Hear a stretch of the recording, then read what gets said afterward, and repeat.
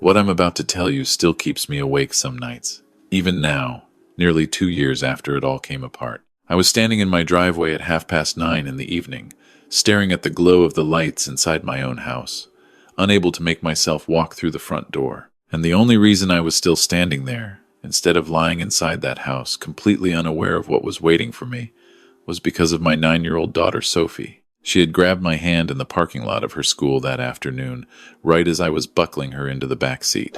She looked up at me with those serious brown eyes she gets from my mother's side of the family, and she said, very quietly, almost like she was afraid someone might hear her, "Daddy, don't let Diane talk to any doctors about you." I heard her say something really bad. I almost didn't listen. I want to be honest about that, because when you are 63 years old and you have built a life that feels, on the surface, reasonably solid, you do not naturally expect that the woman sleeping beside you at night has been spending her afternoons on the phone, planning to dismantle everything you spent 4 decades constructing. You think your child is confused, or dreaming, or repeating something she only half understood. I told myself all of those things in the 30 seconds after Sophie said those words to me. I almost patted her hand and said, "It's okay, sweetheart," and driven home. But I didn't. And that decision, that one moment of choosing to stop and listen to a 9-year-old girl instead of brushing her off, is the reason I still have my house, my savings, and my dignity today. Let me go back to the beginning, because none of this will make sense without it. I met Diane at a fundraising dinner for the Nashville Children's Hospital. The winter I turned 55. She was 41 at the time, recently divorced, working as an event coordinator for a mid-size hotel group downtown. She was sharp and funny and paid attention when people talked, which is rarer than people admit. We started having dinner together once a week, then twice, and somewhere in that first year, I realized I had not felt genuinely looked forward to something in a long time. My first marriage had ended quietly when my sons were in college. No catastrophic event, just 2 people who had grown so far apart that the distance finally became official. I had spent the years between that marriage and meeting Diane mostly working, which I was good at, and mostly not thinking about what was missing, which I had gotten even better at. Diane changed that, or she seemed to. When Sophie was born 3 years into our marriage, I remember standing in the hospital hallway with my older son Marcus on the phone, laughing because I was a new father again at 58, and Marcus laughed too and said, "Dad, only you." It felt like grace, like a second chapter that I had not expected to deserve. For most of Sophie's early years, things seemed fine. Diane was attentive with Sophie, organized with the house, pleasant to my sons when they visited.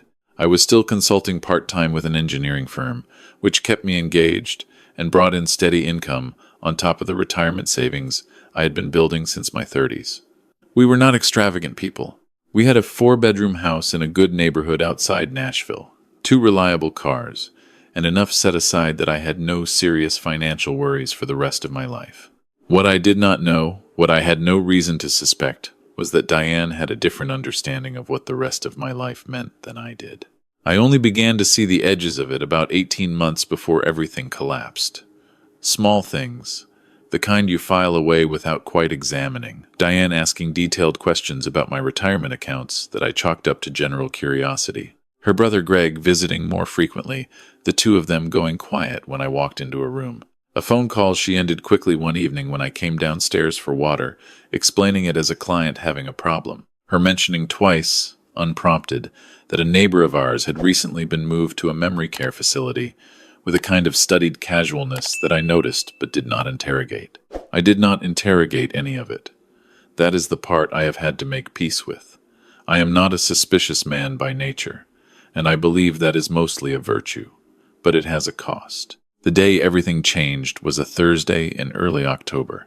I had picked Sophie up from school early because she had a dentist appointment, and we finished faster than expected. We stopped for ice cream afterward, a small shop she likes near the elementary school, and she was quieter than usual. Sophie is not typically a quiet child. She talks the way some people breathe, constantly and without apparent effort, about her friends and her drawings and whatever book she is reading. So when she sat across from me with her chocolate cone and said almost nothing for 10 minutes, I noticed. I asked her if something had happened at school. She shook her head. I asked if she felt all right. She nodded. Then she looked at the table for a moment and said, "Daddy, How come Diane talks about a doctor who doesn't know you? I set down my coffee. What do you mean, sweetheart? She was on the phone in her bedroom, and I heard her through the wall. She said your name, and she said a doctor's name, and she said he would say you forget things. And then she said when the paper gets signed, you won't be able to say no to anything anymore. I kept my voice completely level. I had spent 40 years in engineering, which is, among other things, the discipline of not panicking when something is wrong and getting very precise instead. I said, "When did you hear this, Sophie?" 2 days ago. And also, last week. Different phone call, but she said the same thing about the paper. Did she say what paper? Sophie thought about it seriously. The way she approaches things, she wants to get right. Power of something. Power of turnover. I don't know the word. I knew the word, power of attorney, and combined with a doctor willing to state that I had cognitive decline significant enough to render me unable to manage my own affairs. I had reviewed enough estate cases in my consulting work to understand exactly what that combination could do. I paid for the ice cream and I sat in the parking lot of that shop for a few minutes while Sophie played a game on her tablet in the back seat. I told her she had done the right thing by telling me, and that I loved her, and that she should not mention this conversation to anyone, including Diane. She looked at me with those serious eyes and said, "Is everything going to be okay, Daddy?" And I said yes, because it was going to be, but I needed to make sure of it first. I did not go straight home.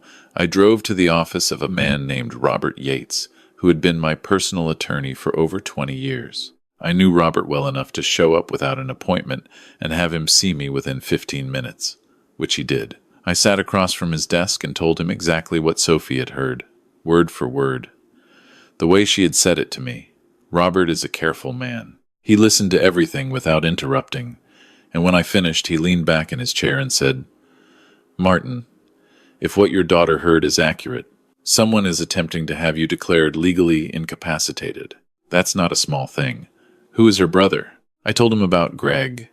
I told him Greg had been visiting often, that he worked in real estate in Knoxville, that I had never had any strong feelings about him, one way or another. Robert said that real estate professionals sometimes have connections to probate attorneys, and that the specific combination of a cooperative physician and a power of attorney filing was a pattern he had seen before in elder financial abuse cases. He said we needed to move quickly and carefully, and that above all, I should not let Diane know that I knew anything. That was the hardest part.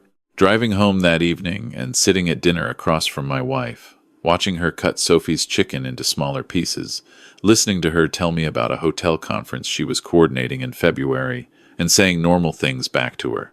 I have never been a particularly good actor, but apparently I was good enough, because she gave no sign of noticing anything unusual. What I did over the following 3 weeks, I did quietly and methodically, the way I approach any structural problem that needs solving before it causes a collapse. Robert filed a preemptive legal action to protect my assets and establish my competency on record, supported by a full cognitive evaluation from a neurologist of my choosing. The evaluation came back completely clean, which Robert said would be critical if a competing declaration was ever submitted. He also advised me to begin a careful review of our joint accounts and any documents Diane had access to. What that review found was worse than I had fully imagined. Over the preceding 14 months, Diane had been in regular contact with a probate attorney in Memphis named Hargrove, who had a history of representing cases involving guardianship transfers. She had also been in contact with a physician in Clarksville, a Dr. Ellison, who had never examined me and whose medical license had 2 prior disciplinary notations for irregular documentation. Robert obtained these communication records through proper legal channels once we had established sufficient grounds for the investigation. There were 11 documented exchanges between Diane and Hargrove, and 7 between her and the physician. In several of them, specific dollar amounts were mentioned in connection with my retirement accounts. In one exchange that I have read only once, and do not intend to read again, Diane referred to Sophie, my daughter, as not a complication because she would be too young to contest any legal action for years. Greg's role, as it emerged, was to be the named administrator once the power of attorney transferred, positioned to manage the sale of the house and the disbursement of the retirement funds. He had already been in contact with 2 real estate agents about the property value. I want to pause here for a moment, because I know some people hear a story like this and immediately want to assign a simple explanation to it. Greed is part of it, certainly. But I have thought about this a great deal, and I believe it is more than that. I think Diane had constructed a version of our future in which I was already a diminished person, someone to be managed and moved around rather than someone whose choices mattered, and she had convinced herself, over a long enough time, that what she was doing was somehow reasonable. I am not saying that to excuse her. There is no version of this that is excusable. I am saying it because understanding it helped me eventually stop asking why, which was the question keeping me awake in the first months. On the morning of a Tuesday in mid-November, with everything documented and Robert's team prepared, I had what would be the last real conversation I ever had with Diane as her husband. I asked her to sit down at the kitchen table. Sophie was at school. I placed a manila folder on the table between us. I did not say anything dramatic. I said, "I'd like you to look at these." She opened the folder and looked at the first page, a printout of one of her email exchanges with Hargrove, and the color left her face in a way I had never seen happen to a person before. It was very fast, like something being switched off. She started to speak. I said quietly, "Please don't." And she didn't. What I said instead was this: Robert Yates has filed the preemptive competency declaration and the asset protection order. As of this morning, neither you, nor Greg, nor anyone acting on your behalf has any legal pathway to my accounts or this property. The documentation of what you were planning has been submitted to the Tennessee Bureau of Investigation. I am asking you to leave this house today, and I am telling you that any attempt to contest Sophie's custody will result in this full documentation becoming part of that proceeding. She left that afternoon. She took 2 suitcases and her car. She did not say goodbye to Sophie, which I had to explain to my daughter in a way that was honest without being more than a 9-year-old needed to carry. That conversation was, in some ways, harder than any other part of this. The legal proceedings that followed took 8 months. Diane was charged with conspiracy to commit financial elder abuse, fraud, and filing or procuring false professional documentation. Hargrove lost his law license and faced separate criminal charges. Dr. Ellison, the physician who had agreed to fabricate my cognitive assessment, surrendered his medical license and faced a criminal fraud charge. Greg was charged as a co-conspirator. Diane was sentenced to 7 years in a federal minimum security facility with an additional 5 years of supervised release. Hargrove received 4 years. Greg received 2 years of probation and substantial financial penalties. Dr. Ellison received 18 months. I will not pretend the sentences felt like enough, because they did not, entirely. Robert explained the specifics of why the charges and sentences landed where they did, and I understood it legally. Emotionally, it took longer to arrive at something resembling acceptance. What helped, eventually, was recognizing that the thing I was most afraid of, losing my ability to make my own choices, my right to exist in my own life as a full person, had been protected. That was the victory that mattered. Sophie is 11 now. We have a good life. A quieter one than before, but good.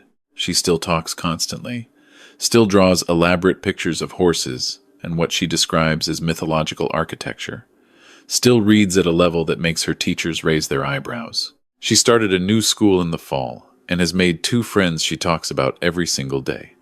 She does not ask much about Diane.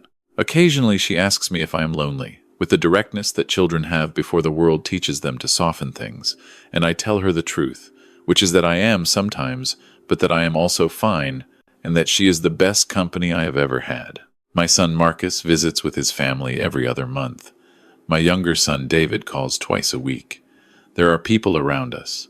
There is good in the days. The thing I think about most, when I turn this story over in my mind, is not the betrayal, though that is there, lodged somewhere I do not spend much time visiting. What I think about is Sophie in that ice cream shop, holding her chocolate cone, not quite sure how to say what she needed to say, but saying it anyway. She had been carrying what she heard for 2 days before she told me. 2 days, for a 9-year-old, is a long time to hold something alone. She told me later that she had been afraid I would not believe her, or that I would be upset, or that she had misunderstood and would cause a problem by saying something. She said she almost did not say anything at all. I think about all the fathers and mothers and grandparents who almost didn't listen, who filed it away as a child being dramatic, or confused, or too young to understand. I was almost one of those people. I was 30 seconds from being one of those people. Your children are watching. They hear things, and they feel things, and they carry things before they have the words for them. When they come to you with something that does not make complete sense yet, when they grab your hand in a parking lot and say something strange and serious, that is not the time to move quickly past it. That is the time to set everything else down and listen like it is the most important thing happening in your life. Because sometimes it is. Where are you watching from today? Tell me in the comments. I read every single one. And if this story meant something to you, if it reminded you to pay attention to someone in your life who might be trying to tell you something, please share it. You never know who needs to hear it.